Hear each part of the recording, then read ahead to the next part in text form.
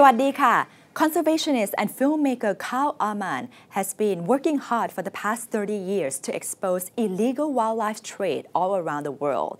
He has received numerous awards for his documentaries, including the Bridget Bardot International Genesis Award in 2008.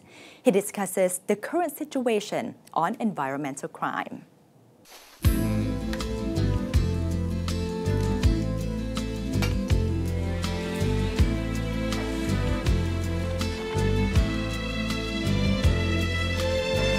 Since the world began, the single most destructive force there's ever been is man. Karl, you have been working mainly as a photographer out of Africa for over 30 years. What drew you there in the first place? You know, I was a young man in Switzerland, and Switzerland is a pretty small, restrictive place in many ways. So, you know, the big wide open spaces of Africa attracted me first, and once I'd seen them and experienced them, I liked what I saw. I mean, it was wild still 30 years ago. It was wide open. So yes, I ended up there. You then became a conservationist. What was the turning point? The turning point in my case was a trip on the Congo River where we went by boat from Kinshasa to Kisangani. On that boat trip we saw thousands of carcasses of wildlife in smoked form being transported to the urban centers.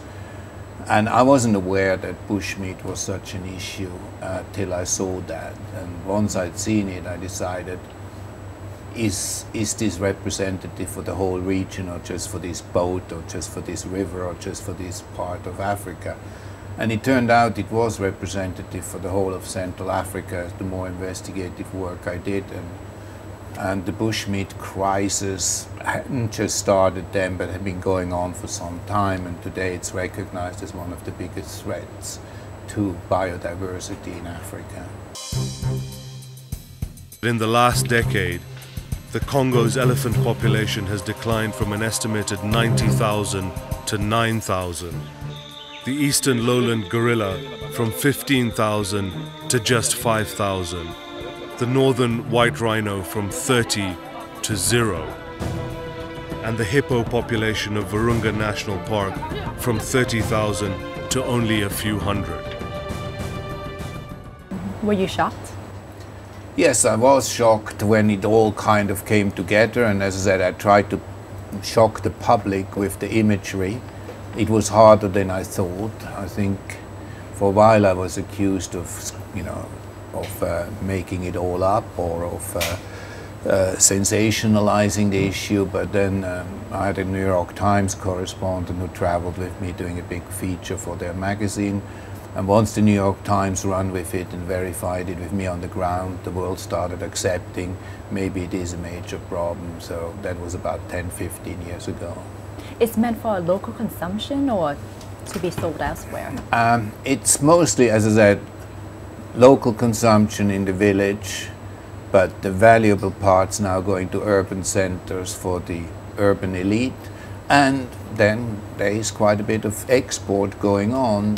The price for wild tigers is now such that, you know, a hunter can earn 5-10 years worth of salary of living costs with one tiger carcass.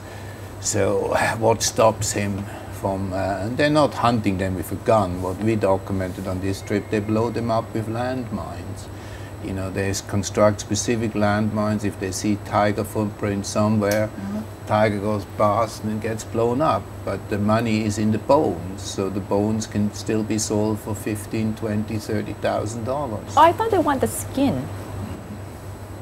The skin has a value, and the meat has a value, and the claws are having a value, and the teeth, but overall it's the bones.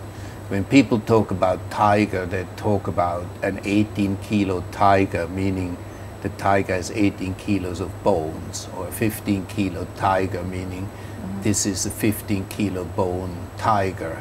That's how the value is assessed. And the bones are used for what, decoration, for trophies? In China, it's tiger wine. It's hanging bones into kind of basins with ginseng, and then tiger bones hang into it, and then you drink the wine. In Vietnam, it's this tiger cake. These bones are boiled for 2 or 3 weeks. They then result in all the cartilage and everything, you know, kind of a soup type of substance, which is then further, you know, condensed and boiled down into what they call cake, which are flat pieces of orange, brown looking, you know, pieces which you buy for $500–600, and it produces, a tiger produces probably quite 2 or 3 kilos of this cake, and that's where the money is. Has anything been done about it internationally?